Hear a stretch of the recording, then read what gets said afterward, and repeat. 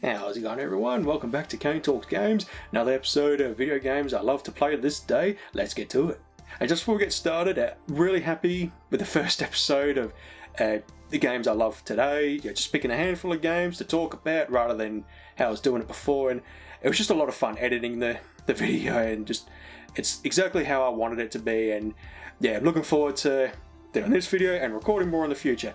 And at some point, I will be doing some videos of just some of my favourite game memories. I've got a big list, and now that I'm sort of thinking about it now, as I'm doing things, I'll remember things. I'm like, I've got to write that down so I don't forget it for a video. And yeah, no more holding, let's get to it.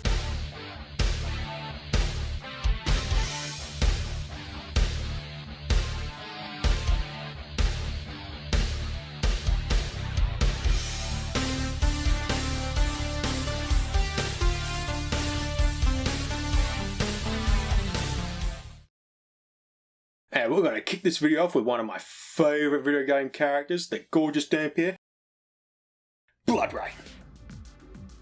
I remember walking into the video store one day and seeing this game on the shelf and just being absolutely drawn to it and thinking, what is this game all about? And taking it home, and oh wow, it really blew my mind just with how the game played. Yeah, you're running around, hacking people to pieces, feeding on their blood. I mean, I was a big fan of Blood Omen 2 at the time that this game had come out, and yeah, I was all about the vampires and just anything like that. Did Underworld? Oh no, Underworld was a bit later. Oh, I remember watching it was like vampires and all that, and I just can't remember, but I was really big on the supernatural Buffy the Vampire Slayer, that's what it was. And yeah, just playing BloodRayne, and yeah, once reaching the Nazi parts of the game, those floating head tentacle things give me nightmares. I really freaked out. I remember being just during the night trying to sleep and seeing things, and it's like, oh, is it the bloody thing gonna take my head and just take over my body? And I've played this game on pretty much every gaming system. Got it for PS2, played it, but then we hired it out because we only hired the game on PS2 from the video store. Then we hired it for Xbox, which we burnt on our Xbox, and I don't feel bad anymore with the way the state of gaming is now. And I picked it up for PC when I got a really nice computer, and yeah, picked up a copy, and I just played through it all over again. Yeah, just absolutely love playing BloodRayne, and yeah, one of my favourite video game characters of all time. And you can probably see a custom Rayne figure that I painted using a Black Widow figure. I'll see if I can show without dropping everything. Sorry, it's a little bit dusty, but yeah, so it's not exactly BloodRayne, but I just wanted a BloodRayne figure, and I thought, oh, Black Widow would be a perfect choice. And yeah, tried my best to make her look like BloodRayne, and then did my custom sort of arm blades. And yeah, this was a fun little project that I did. Okay, up next, one of the first games played for the PS1, Tekken 2. So when the family hired the PS1 for the first time, we had 3 games that, if I can remember, it was Tomb Raider, because I can remember the cutscene where she's dropping down and shooting the wolves with the guide she was with, Crash Bandicoot, and Tekken 2. And oh boy, did this game cause a lot of issues, because Mum was not impressed that me and Luke were constantly killing each other when one would lose in the game and the other would make fun of him.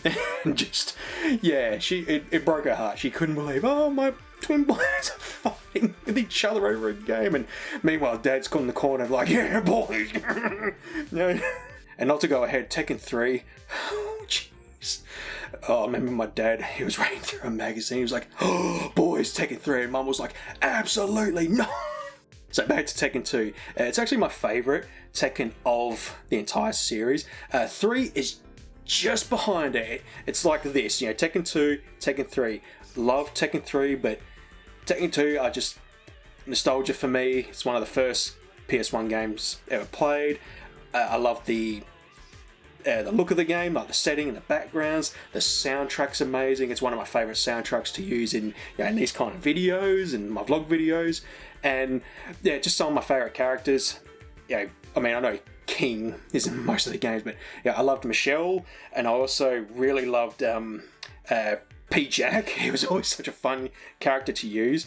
And who else? There was another character I really loved. Alex, the dinosaur. I thought he's really cool in that. And it's one game that I really need to do a playthrough on. I've done the first Tekken, and I did intend to go through all the games at one point, but I just kind of lost track of doing it. And I will do it at some point. Just have a night of going through the game again. And that was some good times with Tekken 2. It's just, you fancy playing something just that you can easily just get into, and you spend the whole night unlocking all the characters, and just having just another thought. One of my favourite. I did like Tekken Tag Tournament because it brought all the characters that I love the most. Michelle, Alex. Was Alex in it? No, don't think so. But I was really happy to see Michelle again. Lee, he was another one I liked. I was trying to remember who. There was another character. Just loved spamming the kick, and he had the best level.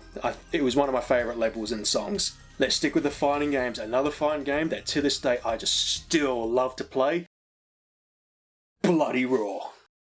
The facade of a man crumbles, and my true self awakens with a primal scream.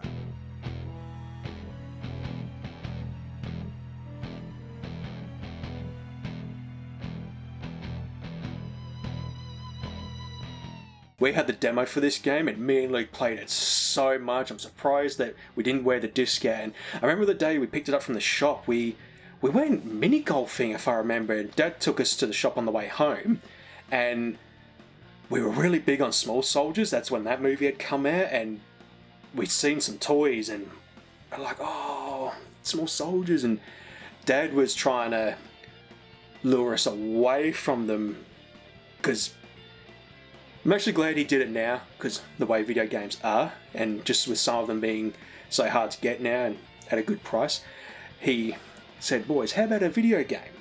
And then you can both, you can play it forever, and your toys won't break, because as kids, toys break. And as he lured us away, and he goes, hey boys, isn't that the game you like, Bloody Raw? And we're like, we picked it up, and Dad's like, all right, let's go. And so I'm so glad he lured us away from the toys and made us pick up Bloody Raw instead. And geez, we played that game to death. And it was a favourite game among friends as well when they would come over. If we fancied a fighting game, that was always a one to pick. And I just loved trying to smash the walls down. And the molten level was always cool to see, try and knock someone out. It's like, oh, you burned to death, you're dead.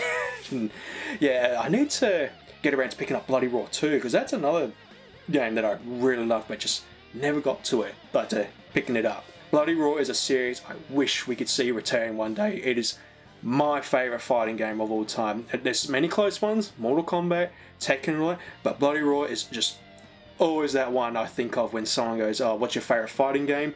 Bloody Raw.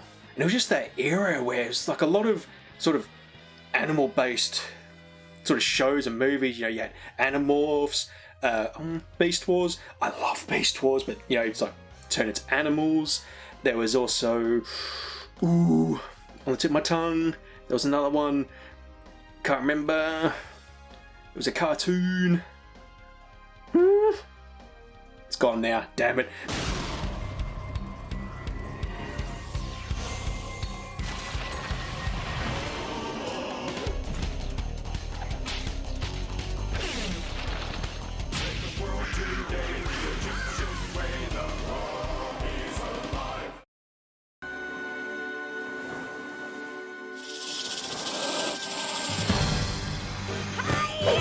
But that era, it was all very sort of, inner beast kind of thing.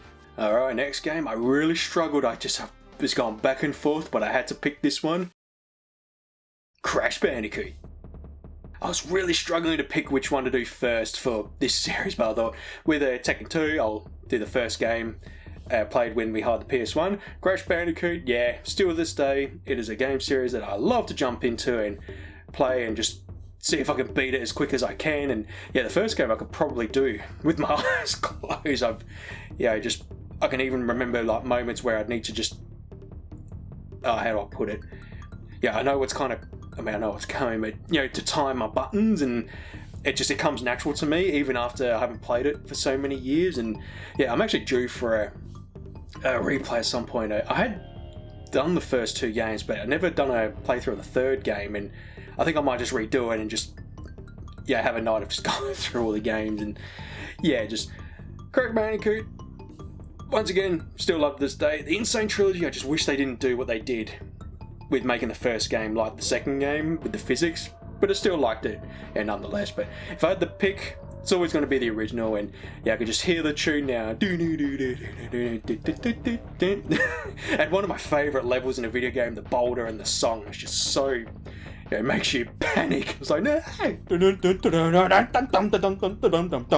And it's a memory that always sticks in the back of my mind when I think of Crash Bandicoot. This would be a good moment for my favourite gaming memories. I don't know why this one always has stuck with me. I remember we had some family visiting from England, and we all loved playing Crash Bandicoot, and we just loved playing the PlayStation. And we were on the final level, and we beat Cortex, and then we went to the beach. It was about as the sun was setting. We just had a swim for an hour, and I don't know why it always sticks to my mind. It's one of my favourite memories of playing Crash Bandicoot. We're like, we've got to beat Cortex before we can go to the beach. And when we did, we went to the beach and had a great time. Alright, another one that I just couldn't decide which one to do, and I wanted to stick with the theme of having the 3 games in this video of hiring out the PS1 for the first time, but I just had to pick this one.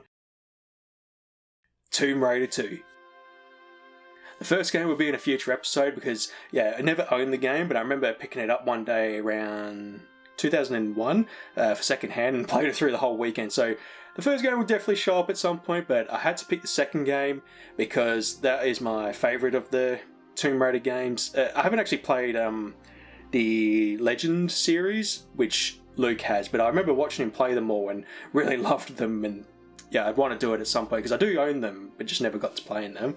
But for the PS1 games, the second one is the one I always remember having the most fun because it was a game that the whole family got involved playing with, because Dad was the one who would play it because me and Luke would struggle and we'd panic when there'd be enemies on the screen. But Mum and our sister who was living with us at the time, we'd all pitch in together to try and figure out what to do, where do we need to go. And this was a Lara Croft house. We loved Lara Croft, and just having an absolute blast playing through Tomb Raider 2. And it's one that I've not done a playthrough on, or any of the, actually that's not true, I've done Tomb Raider 2013, but haven't done any of the original games. And we got the remaster collections, which I was so happy about to finally see the older games being brought to current console. And definitely want to do a run at some point. And I just remembered I did play through the first game, but I didn't record it. But it was when my computer broke. Here's a video game memory I need to put in. My power supply a couple of years back, it didn't blow out, but I noticed it was almost on its, like it was going to break. So I thought I won't use my computer, and I'll just, until I get it repaired, I'll just chill out. I played through the first game, and I was watching Goonies on loop, so I'm hunting for treasure in tombs while the Goonies are looking for One-Eyed Willie's treasure. And I thought, this is great, and had that on loop. So that was a fun weekend there. The underwater level with the great white shark. Geez, never seen Dad panic so much trying to swim to figure out where to go. And it had some of my favourite levels in Tomb Raider, especially like the one where we were knocked out on that plane, and then we were taken to was it an oil rig? I can't remember. I loved those levels the most. I used to just skip the levels just to get to that level and play through it. I don't know why I love that one the most.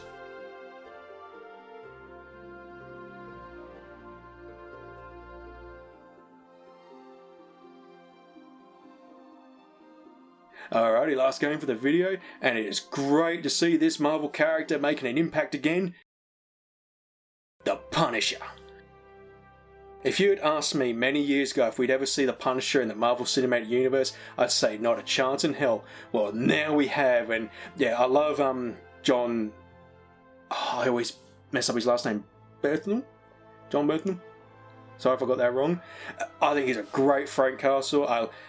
I loved him in Daredevil Season 2 when he showed up as the Punisher, but when it was the first season of his show, I was like, oh, I thought we were going to get the Punisher, and we're kind of moving away from him again, and I was a little bit bummed out, but seeing where he's now, with this new Spider-Man movie, it's like, oh, this is great to see him, just doing what he does, giving out punishment, and yeah, it's just great to see. And this game is one of my favourite games of all time, and just did a playthrough a few years back, and is still so much fun since the first day I played it. And I remember seeing the trailer for it, and the thing that stuck with me the most was when he was holding an enemy over a pier and a shark swallows him whole, and I was like, oh my god, I want to play this game. And yeah, I held it out from the video store and absolutely loved it, and it made me a fan of the Punisher. And since then, he's been my favourite,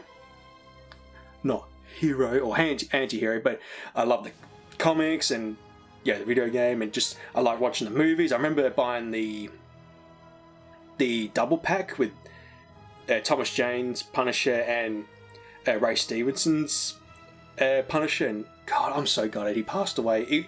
To me, he played a great Frank Castle with just Punisher. I just really loved Punisher Warzone, and then buying all the comics. Ended up buying the Amazing Spider-Man 129. I forgot. 129. I got a CGC of it because I thought if there's one CGC comic I want, it's the first appearance of Punisher, and managed to get one at 9.4, if I can remember. Or maybe 9.6. I can't remember. It was definitely in the 9s. I thought, I really want to try and get a high graded one. And yeah, it was when we were getting into comic book men, me, Luke, and Dad, and we actually really loved the show before it went all sort of Hollywood, where it wasn't. It didn't feel kind of. It was like just watching some guy shoot the shit at a comic shop. It got a bit more mainstream. But yeah, we saw an episode where this guy, he brought in a load of graded comics, and then we got into it and we were buying all of them, and Dad bought a few Spider-Man ones, and I thought, is there any Punisher ones? And got the first appearance of Punisher, and I thought that's going to be one collectible I'm going to cherish forever. I tell you what I really liked with the game, it would punish you for being the Punisher. I thought that's a nice way to sort of not make people enjoy killing. If you wanted to unlock everything in the game, you couldn't just go ahead and execute the people with those special killing moves. And I thought, okay, I see how it is. One of my favourite things I used to do was just playing through the first level over and over, trying to throw the enemies through the windows, and I managed to pull it off once. I positioned him just right, threw him through, and he went right over, and I was like, yes, I did it. And my favourite deaths is the shark and the bloody the python in the jungle. You throw on the person onto it, and it just strangles him and starts eating him. Alright everyone, we'll call it there. Thank you all for watching, and I will see you later.